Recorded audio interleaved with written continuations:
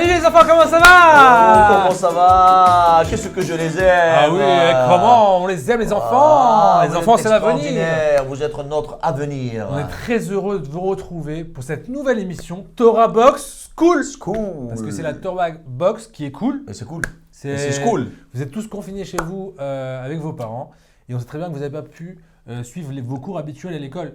Donc on a essayé de mettre en place avec Torah Box un système de, on va dire, de remplacement, de gestion de la crise, pour que vous puissiez toujours avoir des contenus de Torah et cette fois-ci dans la bonne humeur et toujours. le kiff. Ah ouais, dans le kiff, hein, mais pas de stress, hein, tranquille, il n'y a pas d'interro. Pas d'interro. Quoique, on en fait que un.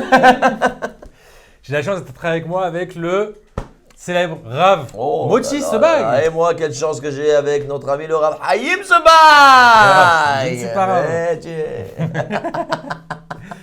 Ouais, j'espère que vous allez tous très bien. N'oubliez pas, avant de commencer, de vous laver les mains bien comme il faut, propre, pour que vous puissiez profiter pleinement de ce nouveau format d'émission. Pour vous, on a fait ça spécialement pour vous, pour vous les enfants. Hein.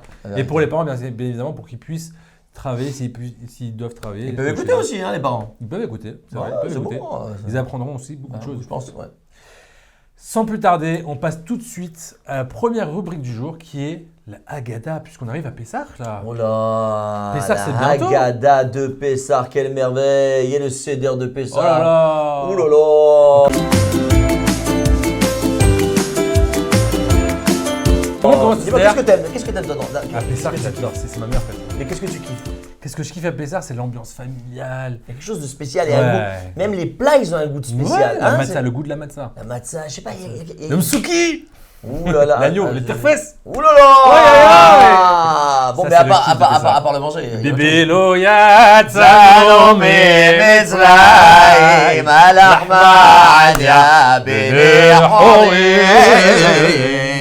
Aïe. C'est les frissons qui… C'est magnifique, Bézant Hachem. Mais ce Pessah, il est particulier aussi. Ce Pessah, on se retrouve. C'est que je pense que le message aussi qu'Akadosh Baruch Hu nous donne, c'est qu'on se retrouve chez soi. Déjà, même un peu avant, déjà. Hein. Oui. On se retrouve chez soi. Et Akadosh Baruch Hu nous demande de se rétrospecter, voilà, tu vois, se retrouver chez soi et de faire une analyse. Et c'est un peu Pessah. C'est vrai. Pessah, c'est quoi? C'est une analyse de soi. C'est que des questions. C'est une nouvelle naissance, c'est une renaissance. Chaque jour, d'ailleurs, j'avais écouté d'un rave qui est extraordinaire, mon rave qui avait dit, tu regardes, c'est qu'à Pessah, on fait attention, on astique tout. Ben, aujourd'hui, on astique tout même avant, mais… Mais on astique tout, on fait attention que tout soit clean, on fait attention à ce qu'on mange, etc. C'est comme une nouvelle opération. Pourquoi? Parce que quand un enfant vient de naître, où tu le mets, tu fais attention à tout pour lui, il faut que tout soit vraiment… Nouveau drap, nouvelle couverture, tout soit nouveau nickel, body, etc. Voilà. On est né aujourd'hui à Pessah, le 15 Nissan. Rappelez-vous, c'est le 15 Nissan. Ça arrive très vite là, les enfants. Très vite, il faut se préparer. Et on nous dit même de nous préparer un mois avant, qui tombe le jour de… Pourim, donc le lendemain de Pourim déjà, on commence. On doit apprendre les halachot de Pessah. Et donc on va essayer ensemble de se préparer à la fête comme il se doit. Et avant de passer à la Haggadah, pour cette première journée de Haggadah, on va faire le Seder de Pessah. Oh là là, ça me rappelle mon enfance ça. Comment tu chantais toi le Seder? Eh ben je chantais pas. Kadesh, Uratz, Karpas, Yachatz, Magid, Rorza, Mochi Matzah, Maror, Korer, Shulchan, Orer, Safun, Barer, Alel Yirtza. Il y a aussi une autre chanson, il y a une autre. Kadesh, Uratz, Karpas, Yachatz, Magid, Rorza, Mochi Matzah. Maror, Korer, Shulchan, Orer, Safun, Barer, Halel, Nirtza. Je vais faire plaisir à tout le monde, hein. Ouais. Et Ashkenaz, c'est quoi? En Ashkenaz, Kodesh ou Chotz. Voilà, donc il y a 15 étapes à suivre pendant la soirée de Pessah. Vous, en France, vous avez 2 soirs de Pessah. Ceux qui habitent en Israël, vous avez un soir uniquement de Pessah. Ça va très vite. En France, d'ailleurs, partout en dehors d'Israël, partout, hein, dans au le Canada, en Suisse, on salue, on embrasse tous les enfants de Suisse. Et Canadiens aussi, les Canadiens. Canadiens, une fois. Ah. Là, ça c'est les Belges. Non, c'est les Belges une fois. C'est là, j'ai passé un Seder une fois là. Voilà.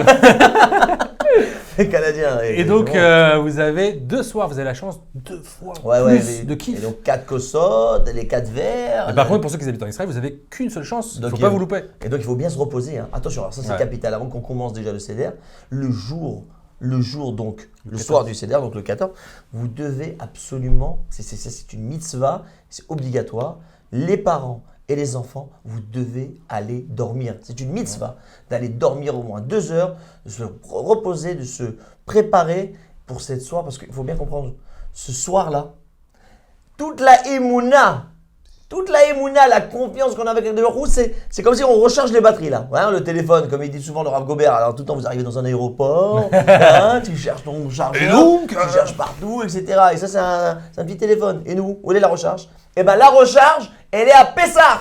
À Pessah, on recharge des batteries. Et ça c'est pour l'année. Donc c'est capital pour recharger ces batteries. Il faut être bien serein et bien frais. Tu arrives au soir du seder.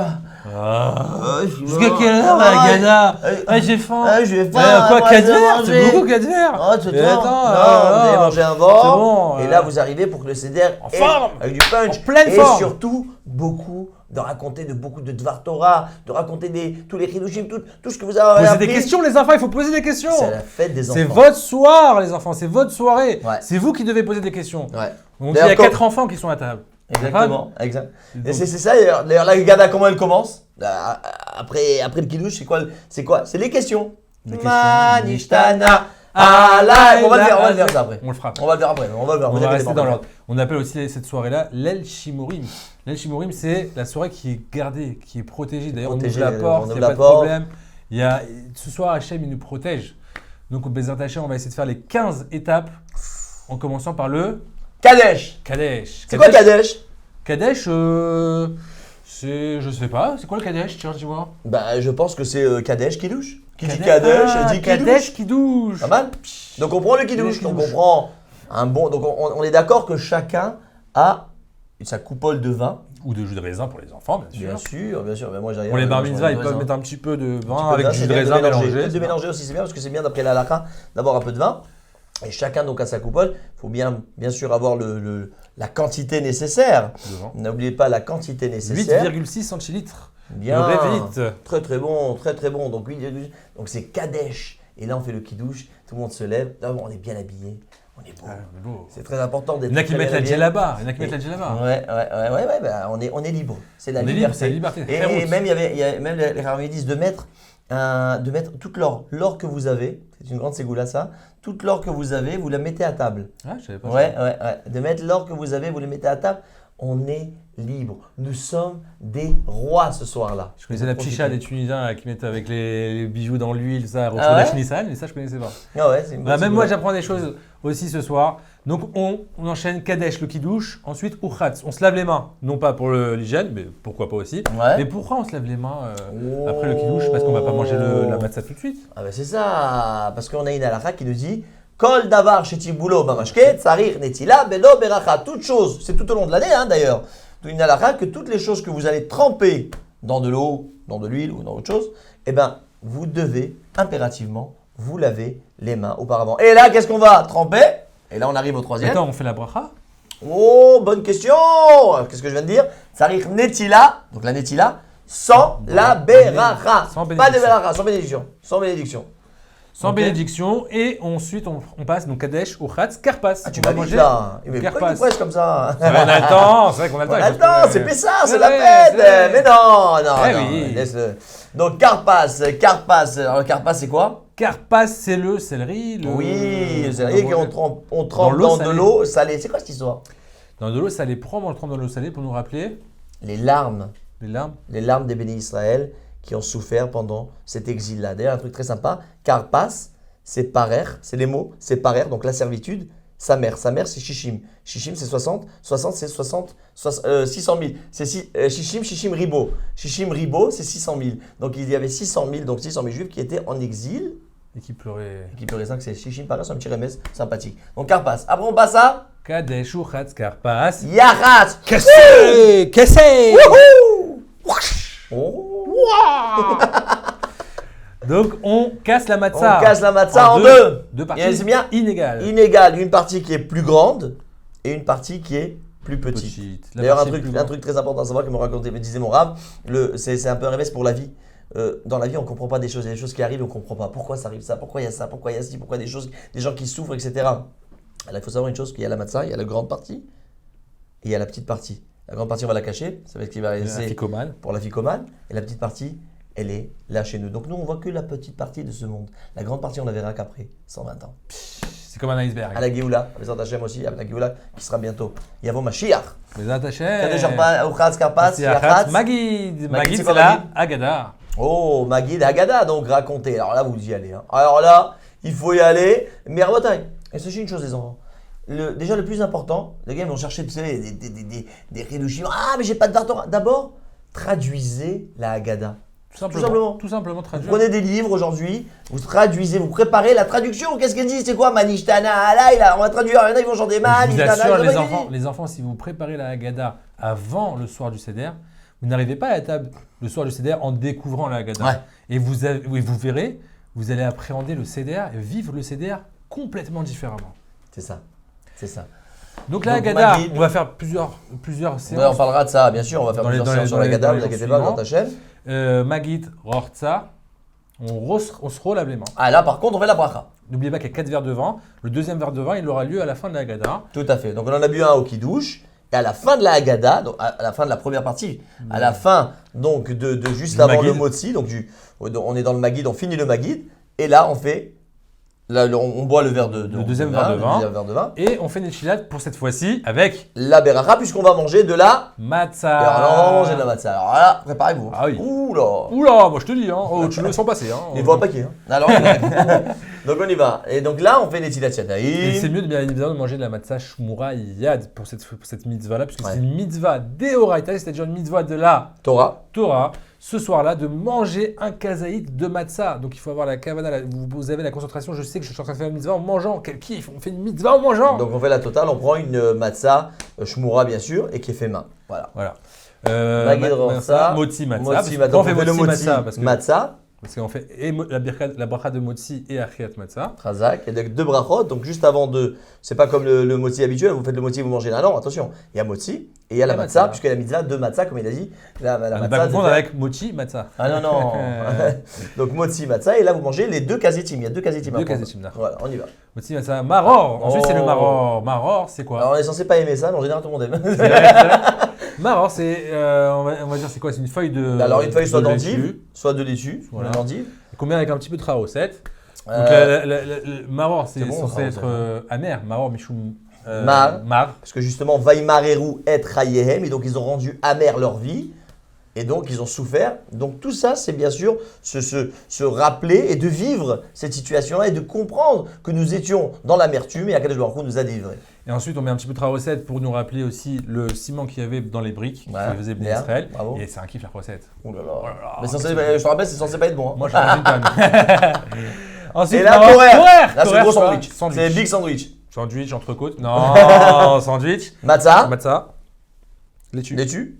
Recette. Attention, la laitue, bien sûr, on prend de la laitue qui a été surveillée. Bien sûr, vérifiée. Sans insectes. Sans insectes. Ah ben sinon, on peut avoir beaucoup de. Enfin, je ne vais pas parler de ça, mais faire hyper attention parce que plein d'insectes et ça, c'est énormément d'avérotes, donc on n'a rien gagné. Donc faire attention d'avoir vérifié, bien d'acheter des choses qui sont gouche-clatives, comment ils appellent ça. Ensuite, on passe enfin. Non, c'est le kiff. Shulchan Aruch. Oh là! Le repas. Aïe aïe aïe. C'est vrai qu'on a beaucoup parlé. On a tellement attendu. On prend le Shulchan, on mange parce que ça fait la mitzvah, quand nous a donné une mitzvah extraordinaire, de manger ce soir, de se sentir libre.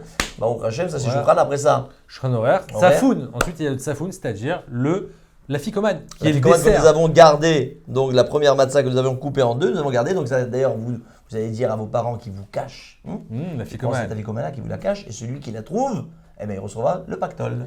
Exactement. Donc la ficomane, on doit absolument en manger en dernier pour avoir le goût de la matzah tout à la fin. On n'a rien le droit de manger après. Après, on a le droit de manger. On peut boire un verre d'eau si vraiment on a soif. Un verre d'eau, café, ouais, mais pas plus. On n'a pas le droit de verre après coca, ça, ni rien. Hamburger ou quoi que ce soit. Voilà. Je ne sais pas si vous pouvez, mais bon. Même la mlouchia.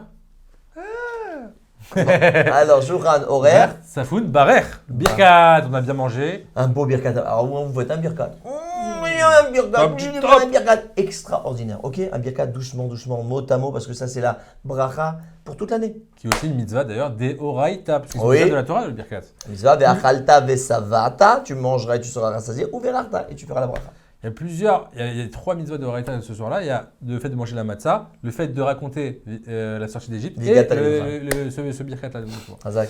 Barer, Hallel, on arrive à la Là, on fait dernière le Hallel, étape, 14e c'est beau, étape. le Hallel. Hallel, on chante, Oh là là. on remercie Hachem, on On loue remercie Hachem. Akadosh Baruch Hu, de nous et avoir- le Nishmat, Kol Chai, Vodecha Ki Anitani, et tout ça, c'est magnifique, c'est des airs qui nous restent pour la vie, ça. Et enfin, dernière étape, Acharon Chaviv, Hallel, Nirtza. Nirtza, c'est quoi Et là, alors, on a pris le verre, hein, on a Ah oui, on a pris le verre juste avant Ah, la juste- Haggadah, ju- après le Birkat, Après le birkat, 3e verre. troisième verre, et après ça, Quatrième. juste avant à la fin donc du Hallel, on prend le 4e verre de vin. C'est marrant ce chiffre 4 qui revient beaucoup ce soir-là. 4 enfants, 4 verres. On va expliquer pourquoi dans les prochains jours. Hazak. Donc la dernière étape de Nirtza, c'est quoi? Alors Nirtza, ce sont donc les chants. Les chants que qu'on nous va faire. faisons, c'est sûr, on finit toujours par des louanges à Kadosh Baruch Hu. Il y a le fameux Chad Gadia. Chad Gadia, des Avina Bambit. Echad miyodea. Echad, Ani Yodeya. Echad Elokenu, Elokenu, Elokenu, Elokenu, Elokenu. Shema Shamayim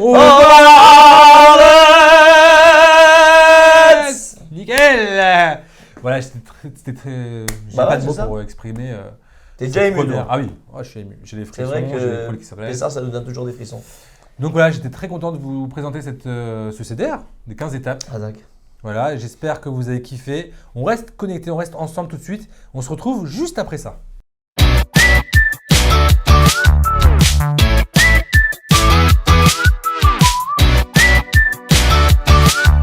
La synagogue, j'adore. Cet endroit qui me rapproche d'Hachem. Mais il y a des gens qui cassent un peu l'ambiance, quoi. Celui qui laisse son téléphone allumé.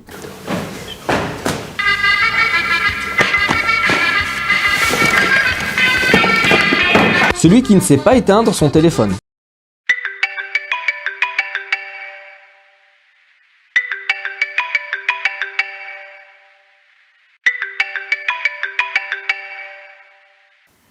Allô? Celui qui fait taire les autres, mais qui parle aussi. T'as vu le match hier? Magnifique. Un but.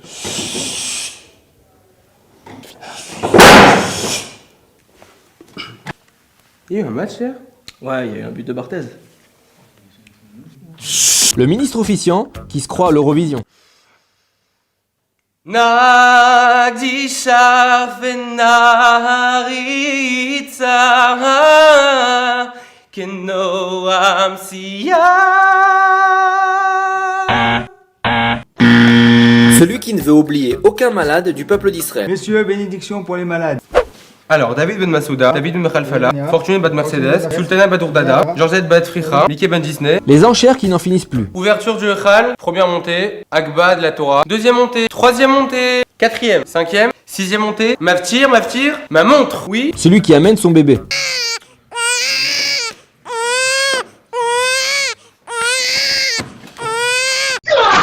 Celui qui coupe la parole au rabbin pour rien. Chers fidèles, Shabbat Shalom, nous allons traiter ce Shabbat de la paracha de Korach. Korach, la Torah, c'est la paracha de mon fils.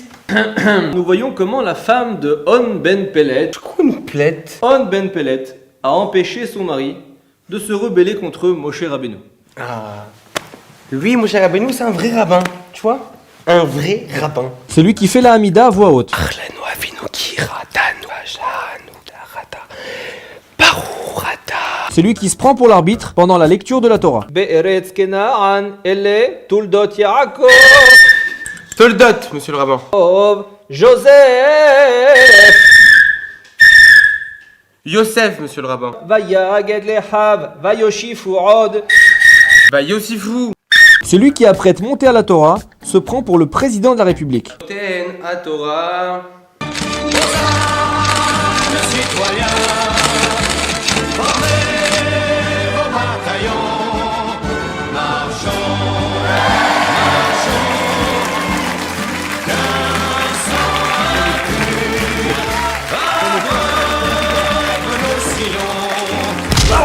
Celle qui oublie que quand elle lance des bonbons, il y a des personnes en dessous.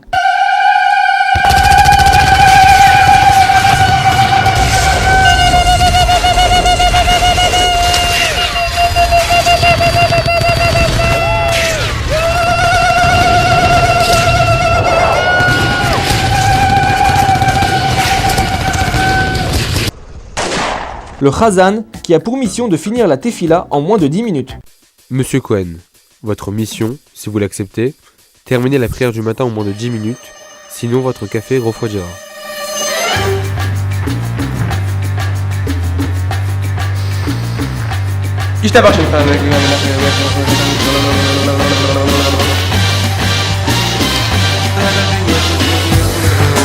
שמו אחד.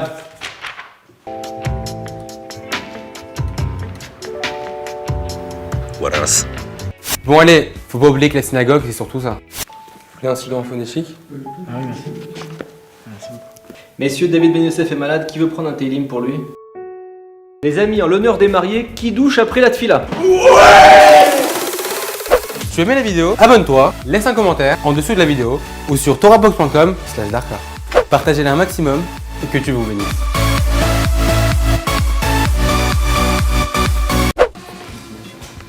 Il y avait un match hier? Ouais, un but dedans.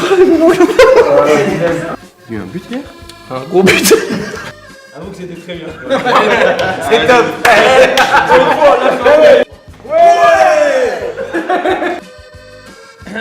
נוראי. בארץ כנען, אלה תולדות יעקב. On n'a jamais vu une faute comme ça.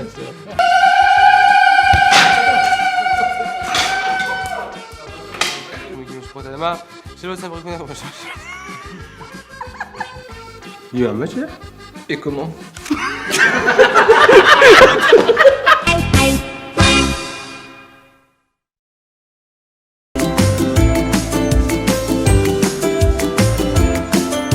Les enfants, on est très heureux de vous retrouver à Torah Box School pour encore un nouveau cours de chant avec Oh, Moïse Sebag. Torah Box School, c'est cool. Ah, C'est cool. c'est bien, c'est cherché, hein. Alors, qu'est-ce qu'on va aujourd'hui. Ah ben alors on va leur apprendre une chanson, donc toujours sur ce fameux livre magnifique donc de chants de Shabbat de Torah Box. Nous avons à la page 54, veuillez s'il vous plaît ouvrir les Page pages. 54 dans vos cahiers de texte. Non, je regarde dans les chants de Shabbat. Non, 54. dis-leur, ils sont pas à l'école là, tranquille, Ah oui, laissez-les se il faut détendre. profiter, il faut profiter. Un peu de Il détails, n'y a pas de va pour les prof. Marseillais, voilà. Profitez. On est là, on est là, apprend détendez-vous, avec le détendez-vous. kiff. Tranquille, lâche la musique, tranquille, on y va. Alors qu'est-ce qu'on fait là maintenant? Bah, un petit exercice pour s'échauffer la voix peut-être. Ah, c'est chauffer la voix? Ouais. Ok, alors attends, qu'est-ce qu'on va faire? Alors attends, ah ouais, très important, regarde. Donc on gonfle le ventre. Encore. Ah oui, faut gonfler le ventre. Tout vient d'ici.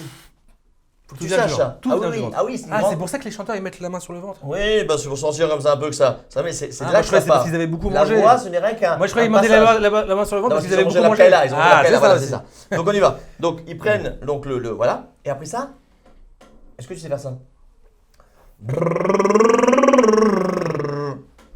Qu'est-ce que c'est que ça? Je répète.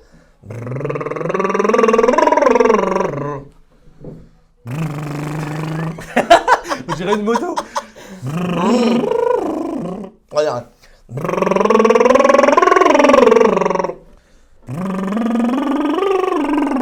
T'es un bon Haïm, tape là vraiment. Ah, bah, question question d'hygiène. d'hygiène. On y va, c'est parti. Alors quelle Alors, il va chanson pas 54, Habibi.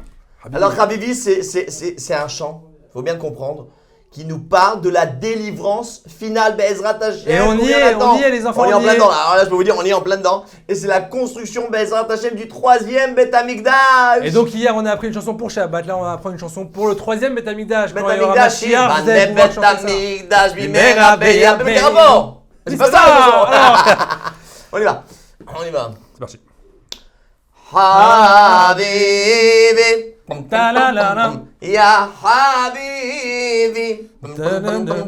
Habibi. Ta-la-la-la-la. Ya Habibi. Ya El Melech. Ha El Melech. Avarahaman. ישלח משיחו הנאמן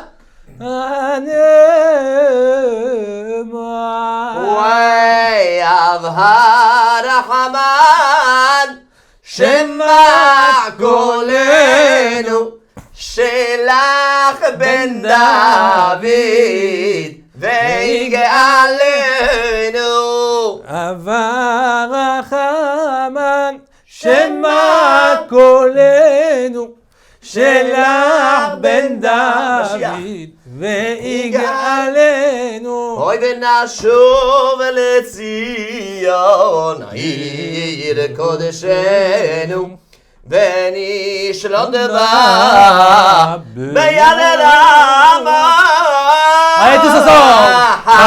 Habibi, Ya Habibi, Habibi, ya Habibi, Ya Habibi, ay ay ay ay, el melech, El Hamelech, hava rahmanek. ישלח משיחו הנאמן.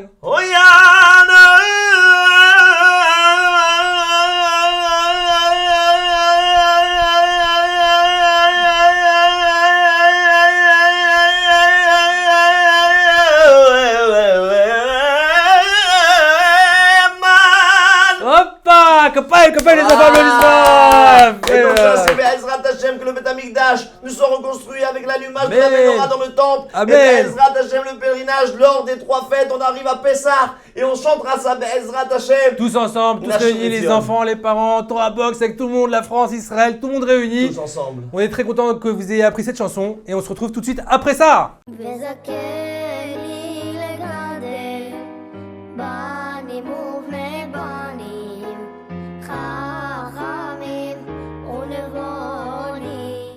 Alors bonjour les filles, donc je suis très heureux de vous recevoir. Pour moi c'est une super surprise puisque je reçois Ayala, ma petite nièce.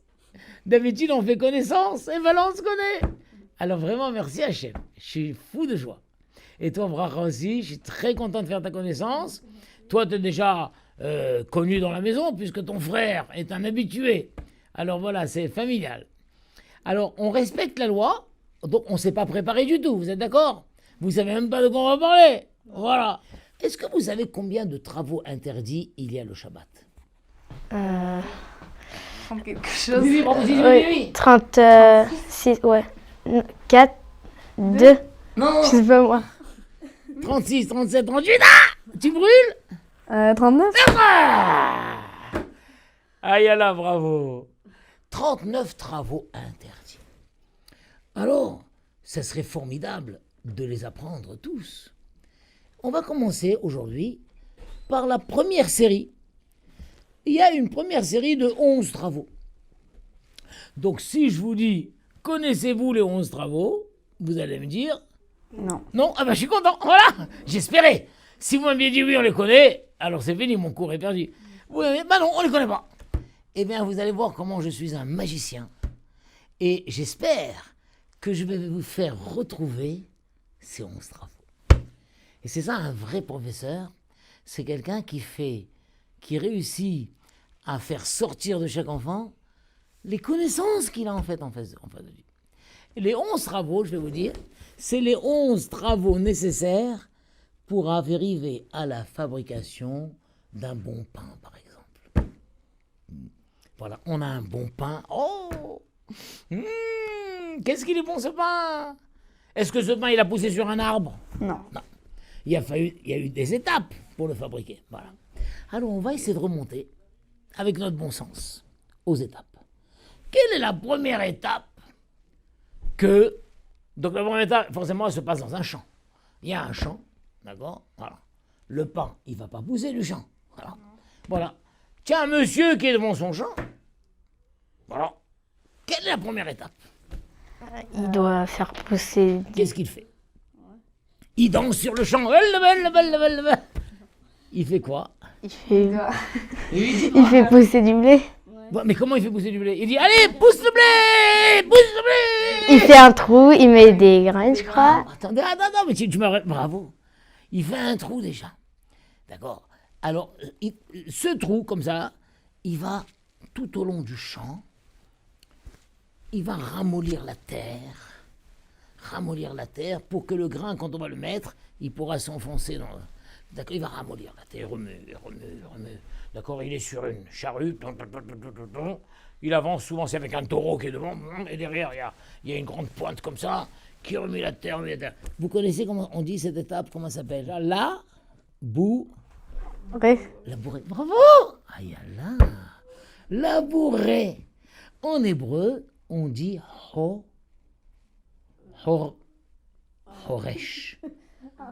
Horesh. Donc la première chose qu'il fait, il laboure. En hébreu, Horesh.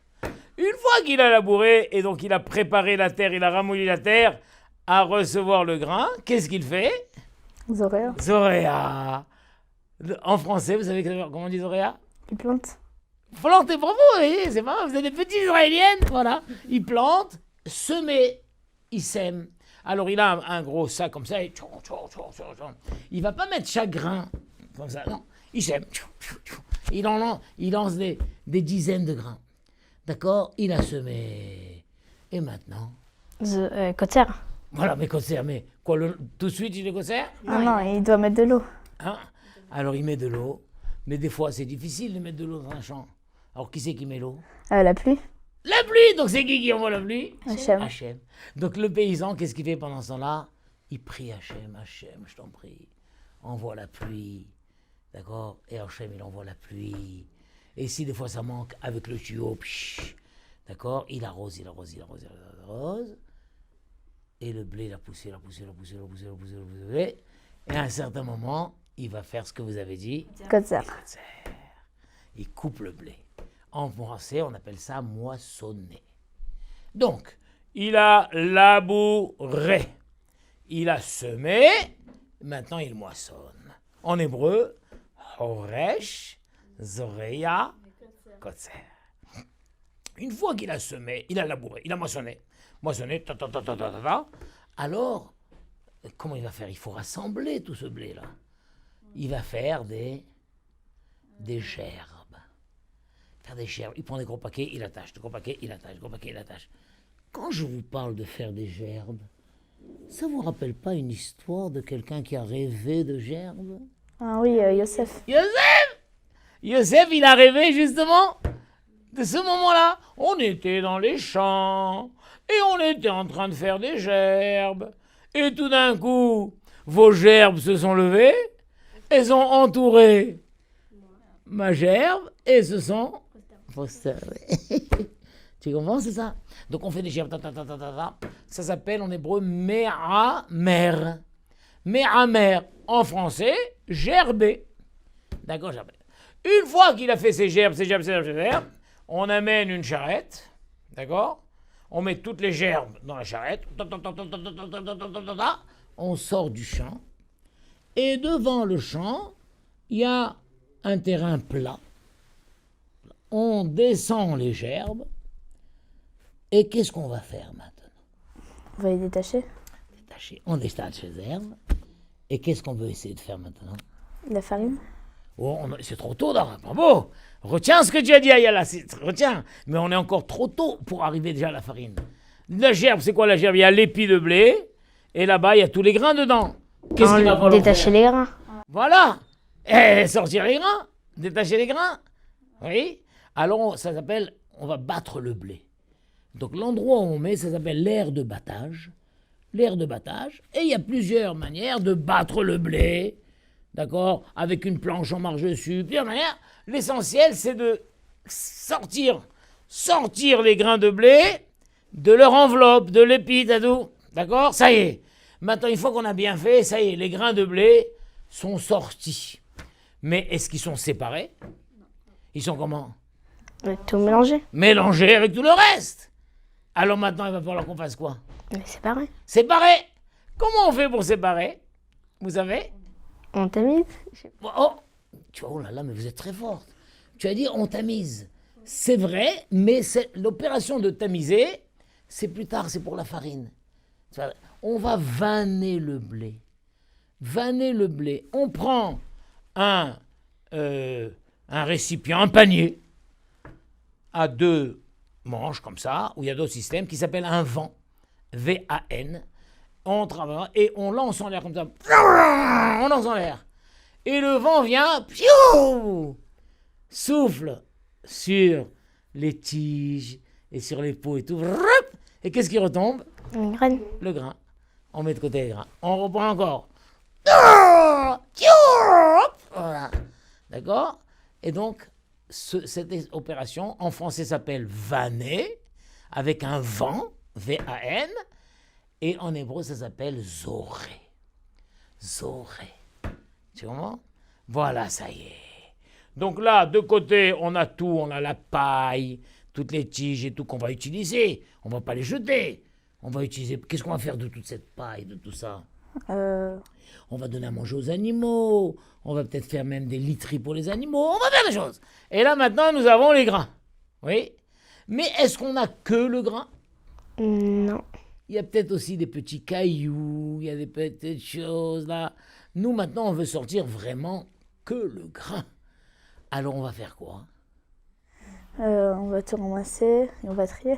Bravo, on va trier. Excellent. Comment on dit trier en hébreu? Borer. Borer! Vous êtes forte! Tu as vu comment vous connaissez tout? Alors attends, là, oulala, je m'arrête, on a refait. Horesh, et faites avec moi.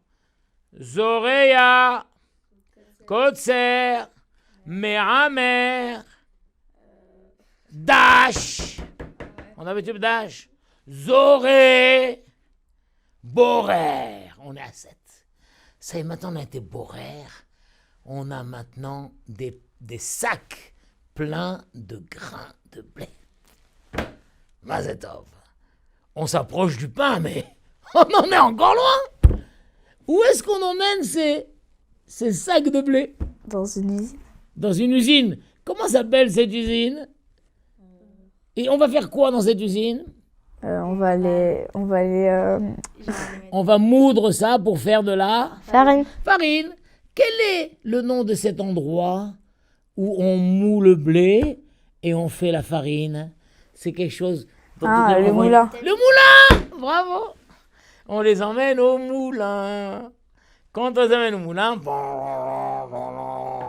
on fabrique de la farine.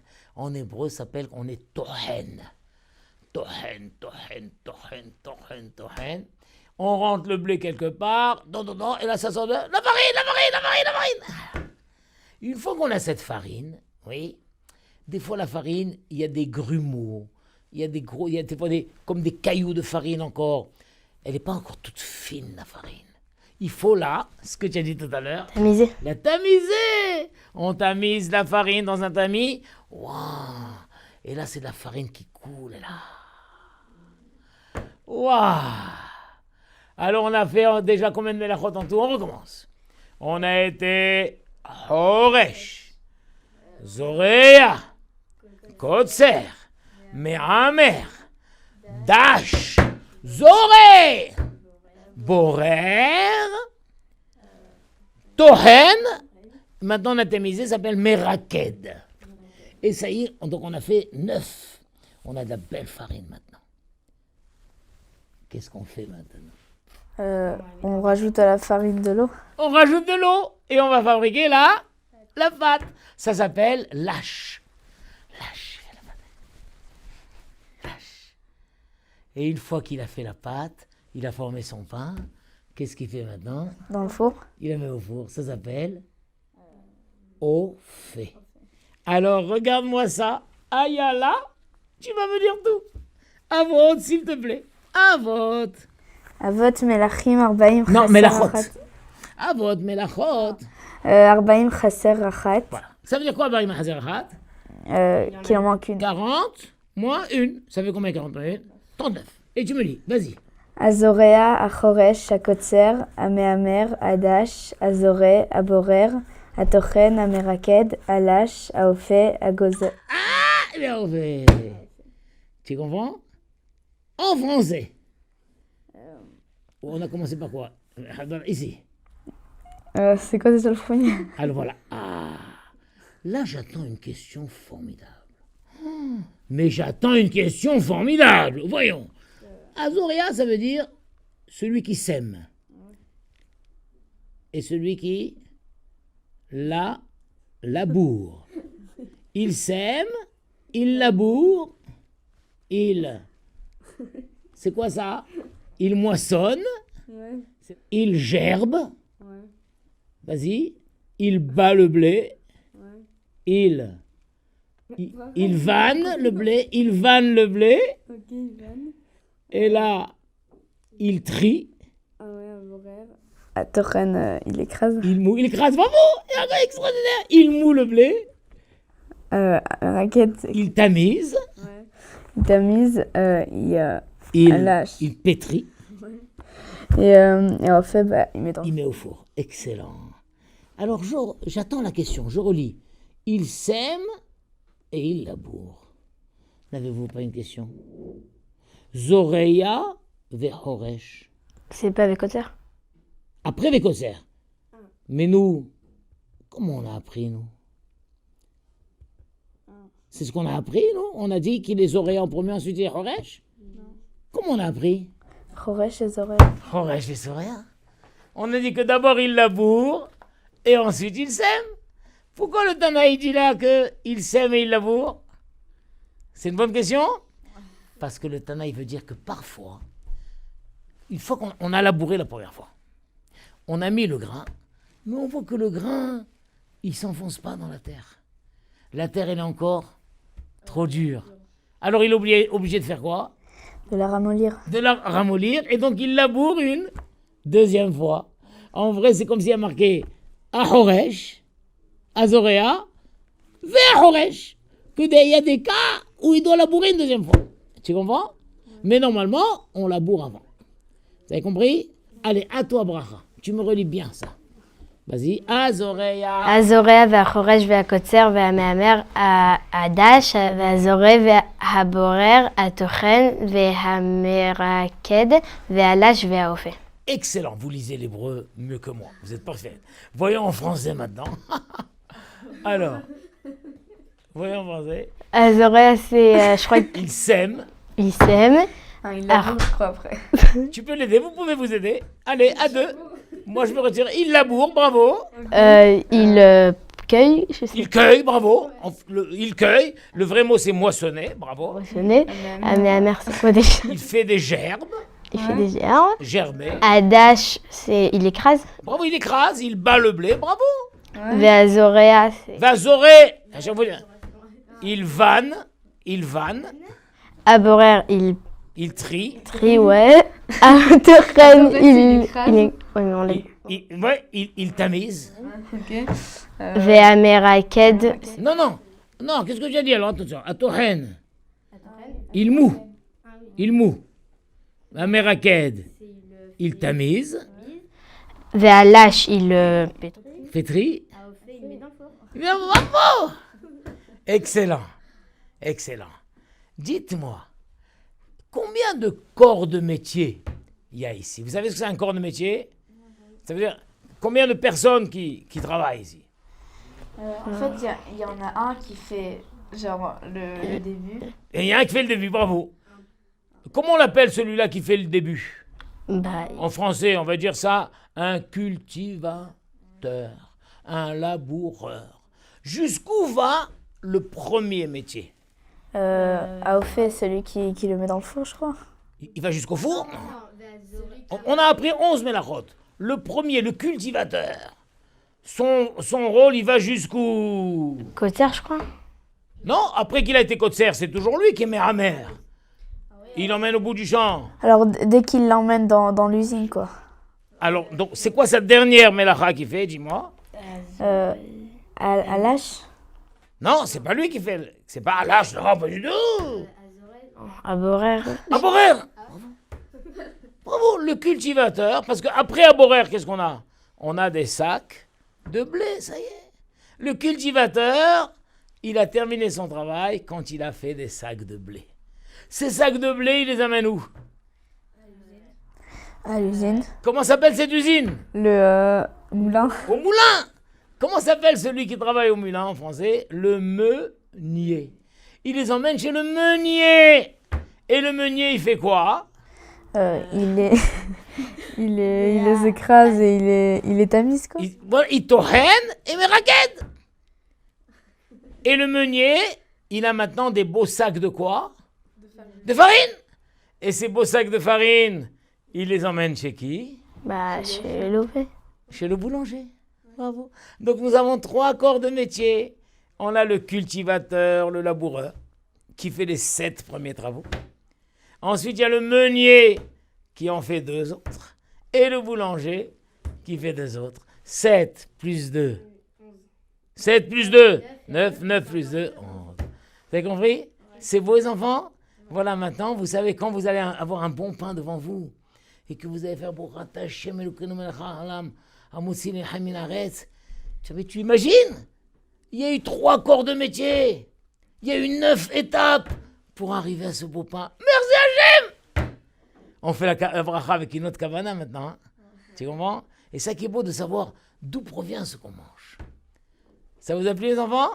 Chazak. La ligne d'écoute Torah Box, c'est une équipe de thérapeutes et coachs bénévoles à votre disposition chaque jour pour vous écouter et vous aider à surmonter votre difficulté. Problèmes de couple, solitude, dépression, violence, harcèlement. Vous n'êtes plus seul, nous sommes là. La ligne d'écoute Torah Box, un service unique, gratuit pour vous. Depuis la France au 01 80 20 5000 et en Israël au 02 37 41 515.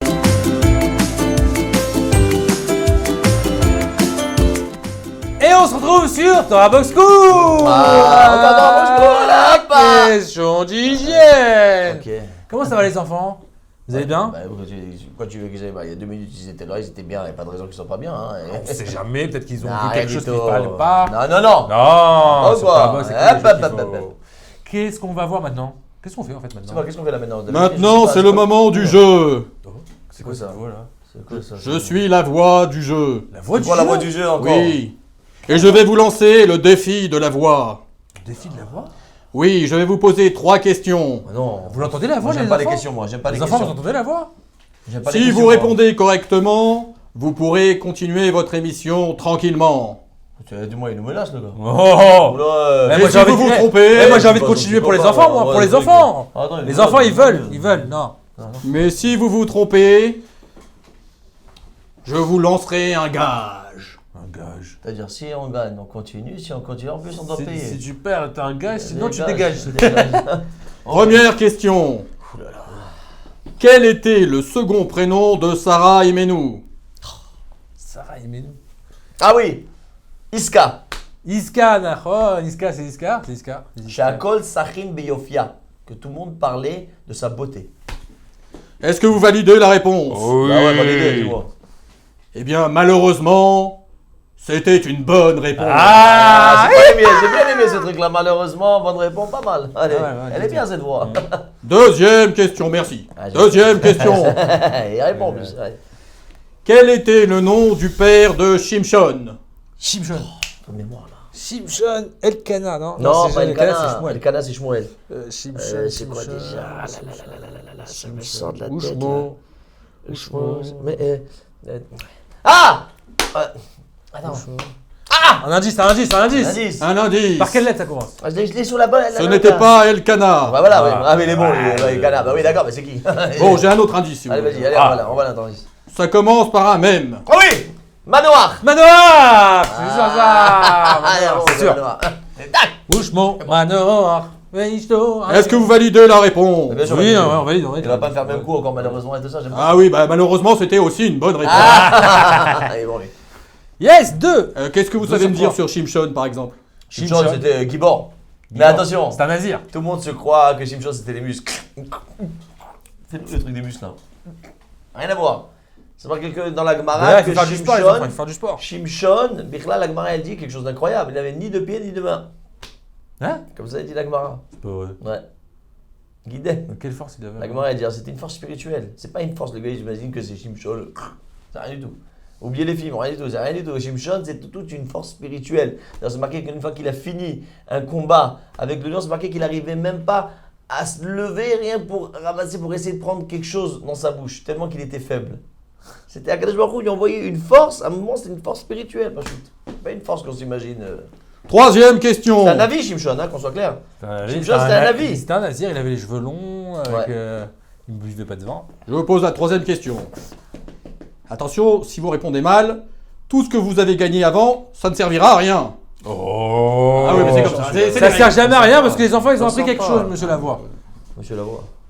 Quel livre a été rédigé en partie par le prophète Nathan? Ah, c'est facile ça. Ah ouais? Shmuel. Shmuel. Bravo. alors, Shmuel. Alors, est-ce que vous Shmuel, validez il a fait- la réponse? Shmuel et Nathan. Vous validez la réponse? On On valide. valide la réponse. Oh. Vous avez gagné! Arriva! Vous pouvez donc continuer votre émission tranquillement. Ah, bah, c'est gentil. Ah, quand même. Mais je reviendrai dans la prochaine émission. Pas de menacer, lui. Qui rira bien, qui rira le dernier. T'attends de pied ferme. Attention, il y a un peu de truc. Bon. Ouais. Attention, nous on veut que le programme continue pour les enfants. Ouais. Est-ce que vous voulez que ça continue les enfants? Est-ce que vous êtes chaud? Ouais. Dites-nous en commentaire si vous voulez qu'on continue l'émission. Non. Non? En tout cas, on se retrouve tout de suite juste après ça. Bonjour les enfants, qu'est-ce que je suis heureux d'avoir ce srout, ce mérite d'étudier avec vous. Ça mérite qu'on vous chante Siman Tov ou Mazal Tov Ye'ela Anu. Et je voudrais vous féliciter parce que vous avez laissé ce que vous aurez pu faire de continuer à jouer avec vos frères et sœurs ou alors encore d'aller chez vos parents pour regarder ce qu'ils font ou de continuer à faire le tour de la maison après que vous l'avez déjà fait 25 fois. Et là, vous avez abandonné, ce qui est ce monde matériel pour se tourner vers le spirituel. Et vous ne pouvez pas vous imaginer le mérite qu'il peut y avoir dans le monde par l'étude des enfants. Vous savez, même si moi je vous chante toute la journée Siman Tov ou Mazal Tov, ça ne sera jamais assez par rapport à ce que nos sages, nos maîtres, ils nous enseignent dans la Torah le mérite des enfants qui étudient la Torah. C'est écrit Tinokot shel ben Raman, Hevel Pien, le monde il tient sur les enfants qui étudient la Torah. Et c'est pour ça que déjà avant de commencer, je veux vous féliciter et vous encourager à continuer à regarder des cours de Torah, même si vous êtes obligé de rester à la maison pour une raison que Hachem a décidé, c'est le moment de profiter de se concentrer sur l'essentiel. Et l'essentiel, ce sont les 3 piliers du monde qu'on étudiera Be'ezrat Hachem dans la Mishnah. Alors aujourd'hui, merci Hachem, on a l'honneur et le privilège de commencer une nouvelle Masechet, un nouveau traité de Mishnah. Et pas n'importe lequel. Nous avons choisi pour vous des enfants qui sont tzadikim, vous jeunes garçons et jeunes filles qui regardez aujourd'hui Torah Box, nous avons choisi la Masechet Avot, le traité de Avot. Avot, c'est le traité des pères. Pourquoi on appelle ça le traité des pères et les traités des mères alors? Ça veut dire quoi? Et pourquoi on a choisi ce traité qui s'appelle des pères? Parce qu'on a d'autres traités, on a Brachot, on a Psachim, on a plein de Mishnayot. Mais pourquoi on a choisi ce traité qui s'appelle Avot? Alors, pour répondre à cette question que je suis sûr que vous vous êtes posée, et si vous ne l'êtes pas posée, maintenant vous vous la posez, on regarde nos commentateurs. Et nos commentateurs, ils nous disent, pourquoi ça s'appelle Avot? Parce que Derech Eretz Kadma la Torah. Vous savez, avant d'étudier la Torah, il y a la première chose à savoir. Vous savez c'est quoi la première chose à savoir? C'est de savoir être un être humain. On ne peut pas étudier la Torah si on est un animal. On ne peut pas étudier la Torah si on casse la figure à son petit frère, ou si on crie à ses parents, que Dieu préserve. Ou on ne peut pas étudier la Torah si on renverse la table parce qu'on n'a pas eu des frites avec du ketchup. Oui? Non. Il faut être d'abord un être humain. Et un être humain, ça commence par avoir des bons traits de caractère. Et donc cette Masechet-là, c'est le début de tout. Comme le père et la mère, parce qu'on sait que le père et la mère, c'est 2 moitiés ensemble. Le père, c'est l'origine de tout. Et nos avot haolam, nos ancêtres, nos patriarches, ce sont ceux qui nous ont appris le chemin de la Torah. C'est pour ça que cette Masechet, elle s'appelle Avot. C'est le père, l'enseignement, le père et la mère de toute la Torah en entier, c'est de corriger son caractère. Et dans cette Mishnah, on va parler combien il faut corriger son caractère. Et ça vient pas de n'importe qui. C'est pas qu'on a inventé... Voilà comment on va se comporter. Attention, tu vas pas frapper. C'est pas nous qu'on a inventé ça. Ça, on l'a appris de nos pères, que nos pères, ils l'enseignent de son père, et de son père, et de son père, jusqu'à nos premiers pères, nos patriarches. Ça, c'est Masechet Avot. Alors, on démarre tout de suite. Moshe Kibel Torah Misinaï. Moshe a reçu la Torah du mont Sinaï. Umesara Yehoshua. Il a enseigné à Yehoshua. Ça veut dire qu'avant d'étudier toute la Torah, le début de tout, c'est quoi? c'est de savoir que notre Torah, elle n'est pas inventée.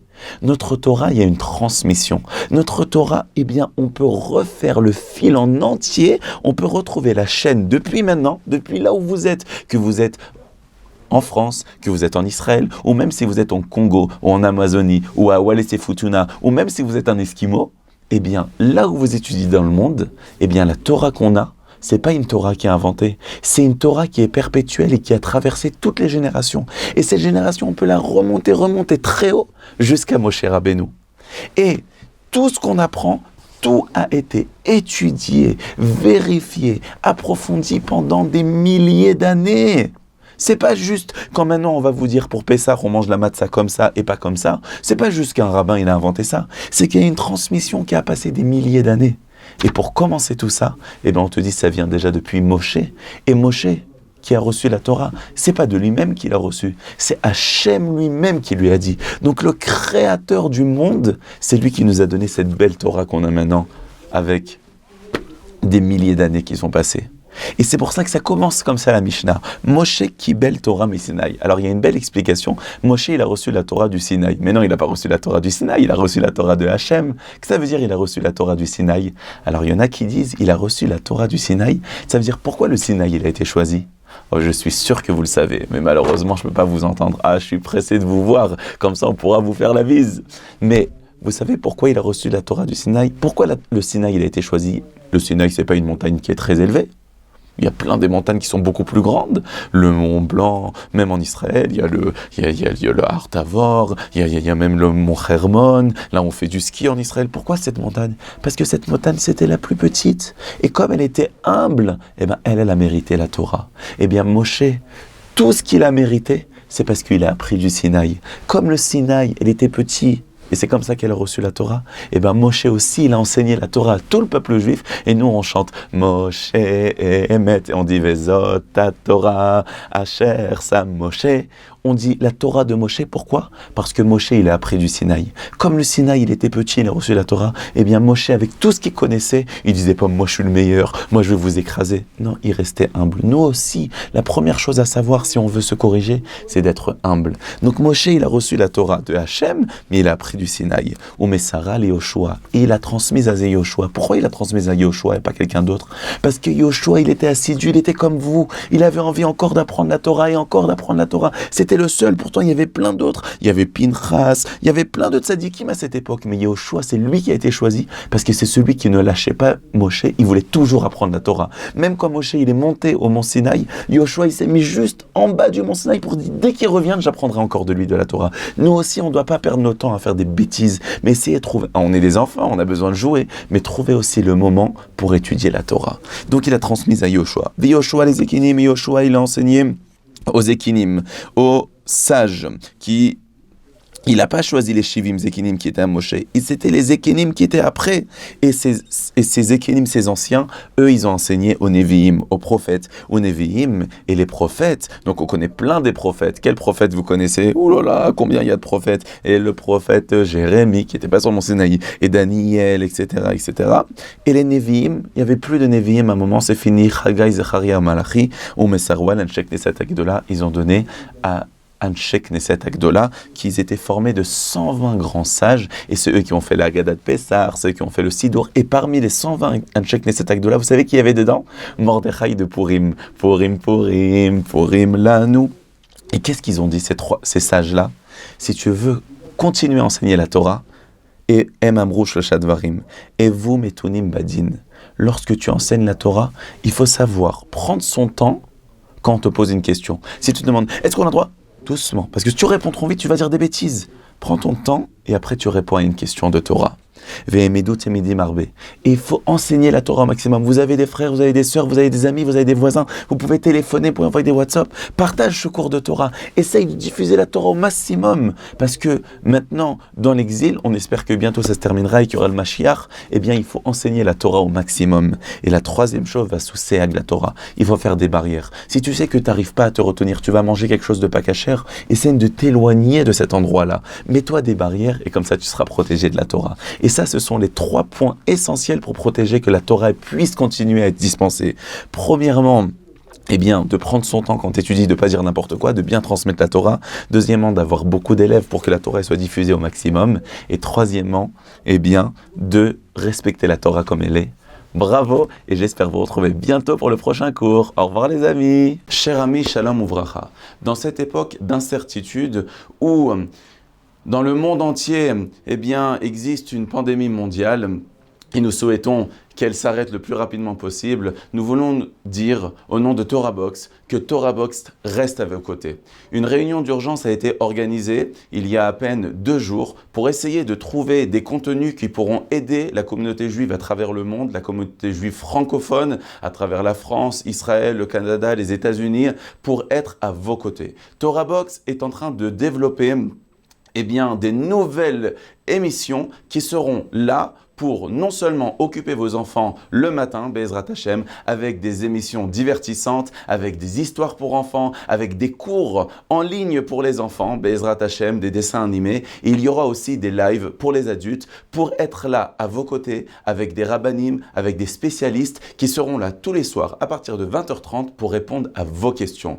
Parce que TorahBox est toujours là avec vous dans les moments de joie, mais aussi dans des moments où nous avons besoin de cohésion à travers le monde. Alors mes chers amis, retrouvons-nous, Be'ezrat Hashem, tous les jours pour étudier ensemble, pour se renforcer ensemble et en espérant bientôt à la venue du Mashiach. Chazak u'Baruch.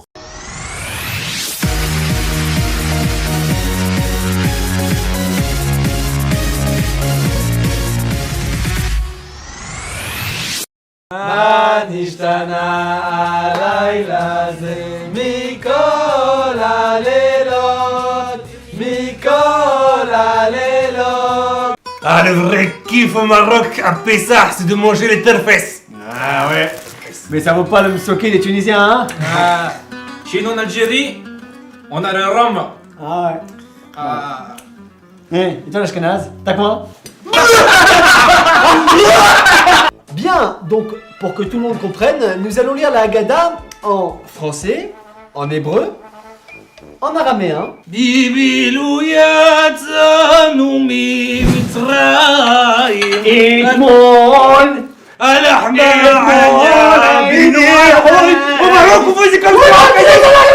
En chinois, en espagnol, en lituanien.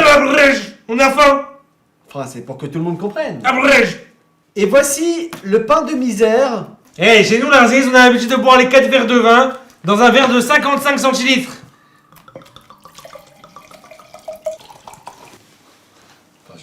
C'est pas normal. Un coudé. Mais enfin Bertrand, tu vas pas boire tout ça. Eh, c'est rien, allez, vas-y, bois. Comment ça c'est rien, vous êtes fous. Alors, nous allons manger un kazaït de matzah accoudé pour montrer que nous sommes libres. Ya Haggad, ya Haggad, ya. Ah, tu sortiras, biquette, biquette. Ah, tu sortiras de ce trou-là. Bertrand, Bertrand, il bouge plus. Bertrand. Ah, j'ai mal au ventre.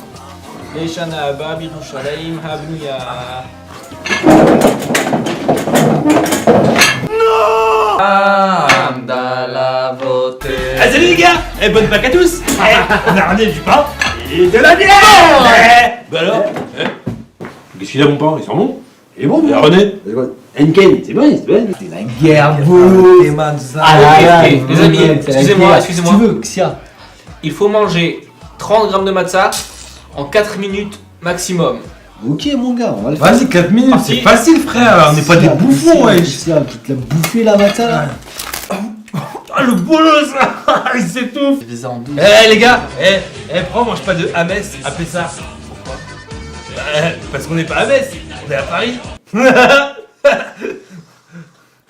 Ok, donc tu disais en 12. Pas sûr, ça se mange, hein. Mais il faut faire gaffe aux dents, c'est tout. Ouais, mais je crois que c'est pour la coutume, on les met sur la table, mais ça se mange pas, on mange pas ça. Ah frère, comment j'ai envie d'un burger là sur la Toto, il serait passé crème. Ah la guerre. Eh mais sérieux, ça se mange ou C'est quoi? Pessah, faut être sérieux frère, faut manger la galette, tout ça. Celui qui trouve la ficomane, il a un cadeau. Allez, on se boule, on se manie. C'est toi qui l'a? C'est toi qui l'a? Hein? On se boule, on se met. Ah, j'ai trouvé! J'ai trouvé!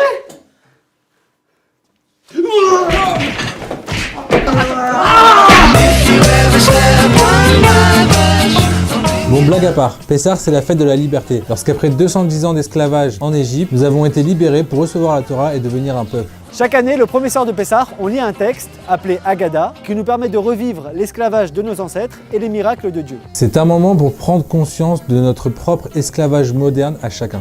Que ce soit à travers la mode ou la société qui nous dicte la marche à suivre. Il est impératif pendant les 8 jours de fête de ne pas consommer, posséder ou tirer profit de produits alimentaires faits à base de blé, orge, seigle, avoine, épeautre ayant fermenté, comme les pâtes, le whisky, etc. N'oubliez pas de bien cachériser votre cuisine selon la loi juive et de vendre votre chametz restant chez votre rabbin ou par internet. Tous les détails pour passer un Pessah kasher se trouvent sur TorahBox où vous taperez guide de Pessah. Nous vous souhaitons à tous d'excellentes fêtes de Pessah kasher et dans la joie. 2, 3. Vous créez trop fort là. Mon gars, largez le pain et la bière. Oh Bruno. Attends. Bien, donc nous allons lire pour que tout le monde...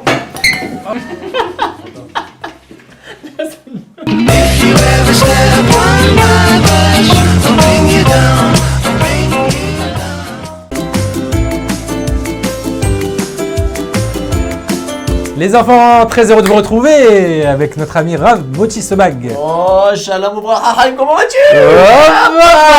Question d'hygiène. On ne répétera jamais assez. Eh oui, et comment? N'oubliez pas de vous rincer les mains, de vous laver les mains, pas de vous rincer. C'est quoi la différence? Bah laver c'est avec du savon. Ok. Pour enlever toutes les microbes. Je savais pas cette différence, donc il y a laver et rincer. Et oui, rincer c'est par exemple faire des chadaïm. Ok. Et oui, et on se retrouve pour une nouvelle histoire. Donc n'oubliez pas ce magnifique clip de 5 minutes avant de s'endormir, mais on ne va pas dormir, hein là. Surtout pas. Ah non, surtout pas, c'est pas le but, donc un livre exceptionnel. Hein, je vous le conseille vivement, chaque jour vous avez une histoire. C'est le rêve. Ouais, c'est des histoires, on dit que c'est pour les enfants, mais la vérité, même pour nous, on peut... Non, la vérité, je pense que c'est surtout pour nous. Hein. Je pense qu'on a plus besoin que les enfants. On apprend des choses extraordinaires, et comme tu sais, Raïm, la première des choses à savoir, c'est surtout de savoir se respecter. Et s'aimer l'un à l'autre, chacun d'entre nous, et ne pas faire de différence. Ne pas faire de différence. Et non, la différence. Voilà. Il faut vraiment s'aimer et ne pas dire, bah celui-là je le connais, ok, celui-là je le connais pas, je veux dire, je le connais pas, je sais pas, j'ai pas vraiment affinité. Tu vois, non, pas du tout, avec tout le monde, tu regardes, tu fais un petit sourire. On va dire, ouais, mais écoutez, celui-là je les connais, celui-là je le connais pas, et c'est un peu de ça qu'on va parler aujourd'hui. Attends, moi, s'il y a des enfants que je connais pas, je suis un enfant, il y a des enfants que je connais pas, je suis obligé de les respecter. Oui, mais qu'est-ce que ça te coûte de dire shalom, bonjour, comment ça va? Je sais pas, moi je le connais pas. Non, mes parents m'ont dit, tu parles pas aux étrangers, aux inconnus. Ah oui, non, mais on t'a pas demandé maintenant de t'entamer une conversation. D'abord déjà le bonjour et un petit sourire. Si tu comprends, d'être très sympathique, le sympathique c'est tout. Combien c'est marqué dans la Torah? Ou les venchinaim mechalav, c'est marqué que celui qui donne un babishinaim lachaver, quelqu'un qui fait un sourire à son prochain, il est encore plus que celui qui lui donne un verre de lait. Tu reçois un bon verre de lait chaud, choco et tout, c'est bien sympa, non? Ah, le chocolat chaud. Eh ben non. Eh ben, tu lui fais un sourire, c'est encore plus. Souriez. Vous êtes filmé. Donc aujourd'hui, on va parler du Rav Saadia Gaon. Aïe. Oh là là, le Rav Saadia Gaon, donc ça fait déjà des centaines d'années. Le Rav Saadia parmi les Goïm. Les Géonim. C'était où? Donc le Rav Saadia Gaon, ça se trouvait en Babylonie. En Babylonie. Ah oui. Aujourd'hui, la Babylonie, c'est quoi? Bah ouais, c'est pas clair. Hein. La Babylonie aujourd'hui, j'ai l'impression que c'est un fromage, moi, le Babylone. Babylone. Donc voilà quoi. Donc vraiment, aujourd'hui, on parle du Rav Saadia Gaon. Le Rav Saadia Gaon, c'était bien sûr le Gaon, comme on l'indique, comme il indique son nom. Et le Rav Saadia Gaon, il devait régler une certaine affaire, donc il devait partir de sa ville. Comme vous savez, à l'époque, il n'y avait ni Facebook, ni WhatsApp. Il n'y avait rien. Il n'y avait pas, on ne savait pas de photos, pas d'appareil photo, rien. Il n'y avait pas de voiture. Rien du tout. Donc quelqu'un, on parlait d'un génie en Torah, comme ça, mais personne ne le connaissait, personne ne connaissait sa photo, ni rien du tout. Et donc il devait se déplacer dans une ville. Ok, il arrive donc dans une ville incognito. Personne ne le connaît, rien du tout. Et donc il arrive dans cette ville et maintenant la nuit tombe et il faut bien qu'il dorme quelque part. On n'entendait pas ni l'hôtel, ni la carte bleue, ni rien du tout. En vrai. Il n'y avait pas d'auberge? Auberge, je sais pas, mais apparemment il y avait pas. Et là où il est arrivé, c'était Khlet l'affaire. Rien du tout, rien du tout. Donc qu'est-ce qu'il décide de faire? Il voit une mezouza, et il tape à la porte. Fais-moi la petite truc de la main. Non, moi je fais pas la porte. Mais si, tu fais faire la porte. C'est pas terrible, hein. Ah, pas mal. Toi tu fais le truc du verre d'eau là. Ouais. Pas mal, donc on tape, il tape à la porte, et là, c'est une femme qui l'ouvre, et il lui dit voilà, je suis pauvre quoi, j'ai pas où dormir. Est-ce que vous pouvez m'accepter chez vous et l'amabilité de me recevoir? La femme elle regarde comme ça. Encore un truc. Disons que l'hospitalité, c'est pas trop son truc, tu vois. Du style ambiance je connais pas, tu vois. Mais bon, elle accepte, parce qu'il faisait froid, un truc, bon, elle accepte. Il est rentré, bon. Elle accepte, mais non, eux, elle commence à s'attabler, tu vois, ils commencent à manger tout le poulet, les légumes, la damproute. Damproute, je sais pas. Et donc, il commence à manger, et lui, il était là. Même pas, il lui propose de poulet. Ni les légumes, ni walleux. Et qu'est-ce qu'il lui donne? Il lui donne un petit morceau de pain sec. Oh. Chouma. Chouma. Ah, qu'est-ce que t'en penses? Mais mettre la chouma. Ah, je suis étonné. Entre nous, la chouma. C'est pas comme ça qu'on a appris à recevoir les invités. Ah, comment vous avez appris vous à recevoir les invités? Comment vous avez appris? Ça va pas les gâter. Dites-nous en commentaire comment vous recevez les invités. Si vous leur donnez un bon plat chaud, un lit, en commentaire. Dites-nous comment si vous avez l'habitude de recevoir des invités, voilà, le Shabbat. C'est très important. Donc, il est là, il lui donne un petit morceau de pain sec, etc. Et lui, bien sûr, avant de manger le pain, il fait la bracha. Quelle bracha qu'on fait sur le pain? Du pain rassis ou du pain normal? Du pain. Du pain, c'est un motzi. Voilà. Et il faut se...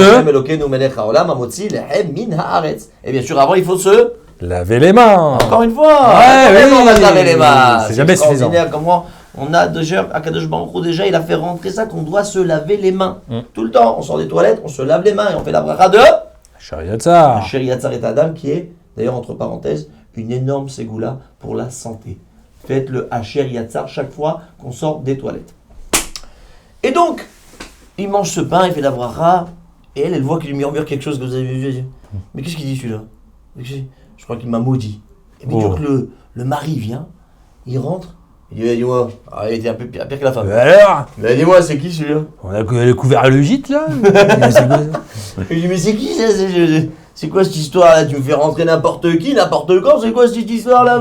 Attends. Mais qu'est-ce que tu allais lui faire rentrer là? Ça sonne Vessimha à la maison, donc ça, et il lui dit bon, elle donne-lui un lit, et bon, elle est d'accord, elle fait les dormir, etc. Et la femme, elle rajoute maintenant du piment sur le truc. En plus, je te raconte pas, hein, parce qu'il m'a murmuré quelque chose, et je crois qu'il m'a maudit, hein. Oh. Bon, je te raconte pas le délire. Alors qu'il parlait dans sa barbe. Ah oui, mais c'est pas mal. Donc, il a fait ça. Il est parti dormir, enfin, il est parti étudier, etc.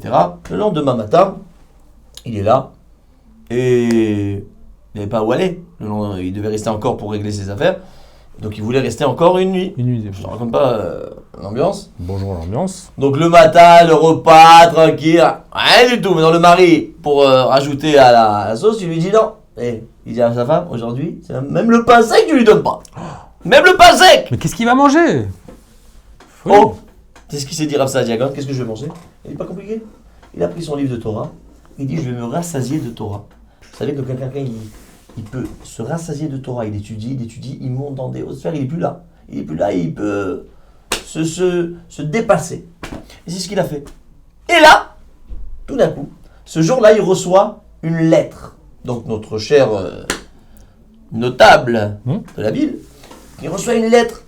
Il voit l'expéditeur, il voit, ce sont les grands de Babylonie. Il lui écrit, sachez que vous allez recevoir dans votre ville, dans votre ville, le géant en Torah, le Gaon, le génie, le Rav Saadia Gaon arrive chez vous dans votre ville. Alors faites attention, s'il vient chez vous, profitez de cette occasion pour qu'il vienne manger et qu'il vous l'accueillez, qu'il soit, vous lui faites Arnasat Tovrim. D'autant plus que il me semble, dis-moi si je me trompe, que le fait de recevoir un Talmid Chacham, ça permet de recevoir beaucoup de bracha à la maison. Oh là là, comme tu le dis, la Gemara elle dit que celui qui reçoit un Talmid Chacham et qui lui donne à boire et à manger et du vin, c'est comme si qu'il avait fait un sacrifice, ni plus ni moins. Comme si qu'il avait amené un korban, comme vous savez qu'on amenait des sacrifices, et on mettait aussi du vin. Donc, et dans le misbéach. Donc, c'est quelque chose de grandiose. Et donc, comme lui, c'était l'homme le plus notable de la ville, il était tombé vraiment sur le plus. Donc, il dit à sa femme, et attention, il y a le Rav Saadia Gaon qui va venir, alors fais gaffe. Alors là, je veux la totale. Hein. Tu me prépares la maison, tu me prépares le manger, tu me fais la totale de chez Total. Alors qu'il était déjà chez eux. Oui. D'où tu sais? Bah, c'est toi qui l'as dit. Tu m'as fait peur. Là. Ah, bah, t'es bon. Je vois que tu suis, toi. Très, très bien. Et donc, il arrive là-bas. Et donc, ils attendent, comme ça, les heures passent. Et ils disent, alors, ça, les gars, écoutez-moi là. Il y a un grand rabbin qui va venir. C'est la clair, hein. Il y a un grand rabbin. Donc, vous m'excusez, mais il n'y a plus rien à faire ici. Donc, vous pouvez partir. Et je dis, d'accord, vous savez quoi, je peux rester là encore quelques heures jusqu'à que la nuit tombe. Et au milieu de même s'il amène la nuit, je m'en vais. Je m'en vais. Ne vous inquiétez pas. Dès qu'il arrive, je m'en vais. Il a lu, il a lu. Ok. On fait comme ça. Deal. Ok, on fait comme ça. Donc, on fait comme ça et là, il reste. Et entre-temps, il y a 2 sages de la ville qui avaient entendu que le Rav Saadia allait venir. Bien sûr, il se retrouve donc chez cette personne. Il rentre chez lui, il commence à voir, il commence à parler. Il lui dit, ah, il voit un barbu, quoi. Il voit un... Il dit, ah, c'est qui? Oh, il dit, non, c'est un pauvre qui est venu ici, mais il va pas rester longtemps, il s'en va. Hein. Il s'en va. Donc les 2 sages, il dit, bon, mais c'est intéressant, mais on va commencer à causer avec lui. Il commence à discuter avec lui. Il commence à discuter, salut, ça va, tu vas bien. La famille, tout ça. Et il commence à discuter, bien sûr, c'est pas comme ça. Et tout de suite, on enchaîne, Dvar Torah. Et l'autre, il est là, question, réponse. Il dit, ouais, attends, dis-moi, il est calé, lui. Ouais. Oula, c'est du lourd.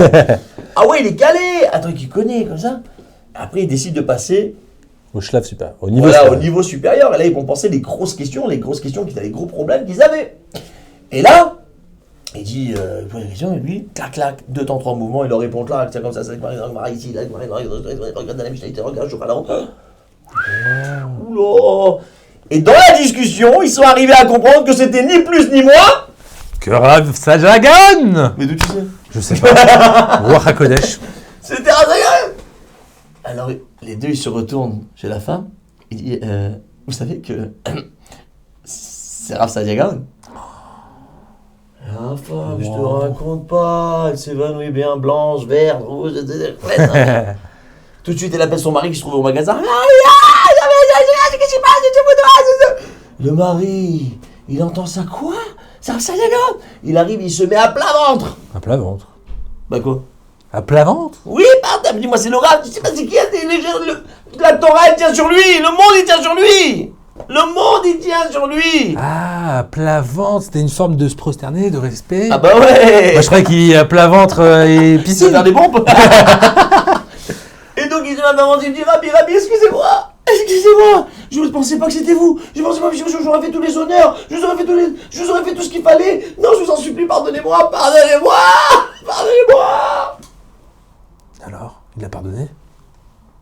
Qu'est-ce que t'en penses, toi? Bah, si c'était un Gaon, je pense qu'il a pardonné quand même. Bien sûr. Et Tzadiki, toujours, il pardonne. Et alors, c'est toujours apprendre à pardonner. Ça, c'est un grand message de savoir pardonner. Mais, il lui a pris quand même une certaine leçon. Et il lui a dit, sache une chose, je te pardonne, parce que moi, j'ai pas de kavod. Mais sache une chose, ne fais jamais aucune distinction, que ce soit un grand ou que ce soit n'importe qui. Reçois-le chez toi, à la maison, les bras ouverts. Et je te demande et je t'ordonne de recevoir chacun. Chaque personne à partir d'aujourd'hui sera ton hôte et tu le recevras avec tous les honneurs qu'il mérite. Chaque juif, chaque personne, c'est une neshama exceptionnelle.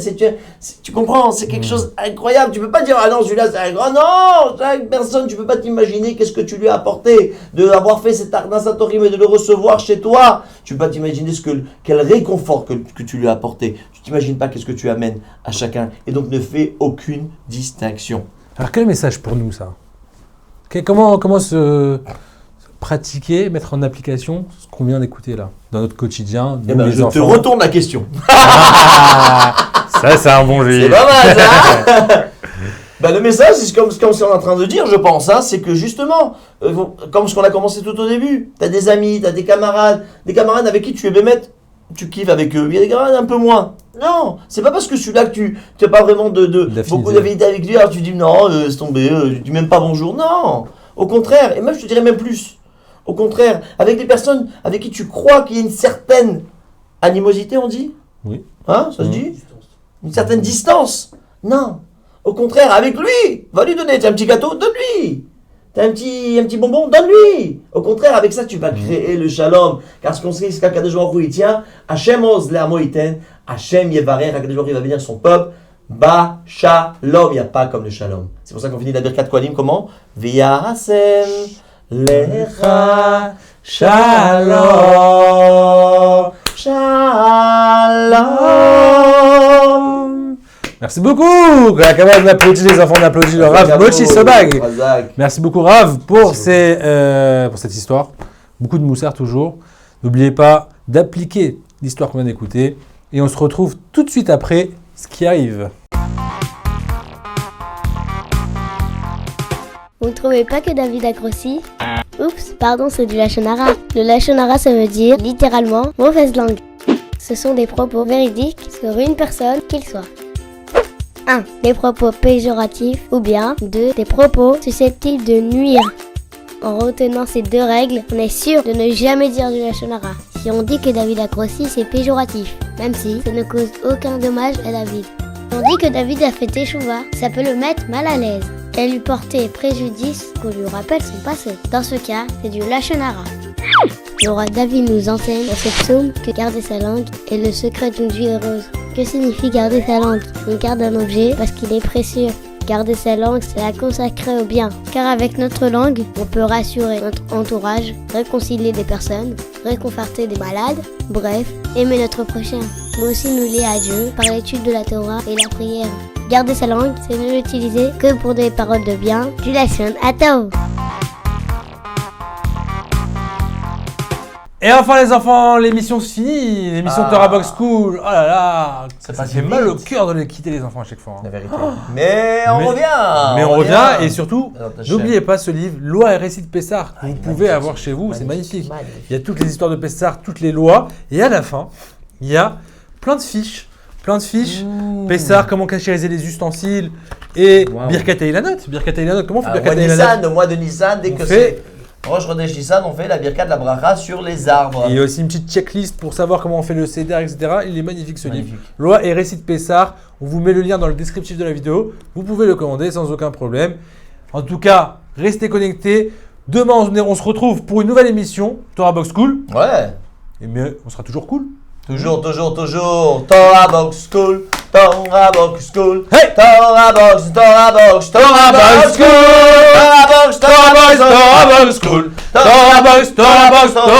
School. C'est tout. En plein milieu comme ça. Bye bye les enfants, on vous aime. C'est extraordinaire. Bye bye.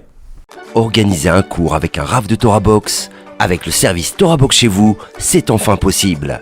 Paris, Lyon, Tel Aviv, Madrid, Bruxelles, Montréal, Casablanca. Torah Box vient à votre rencontre. Organisez un cours gratuitement, chez vous, entre amis, au travail ou dans votre communauté.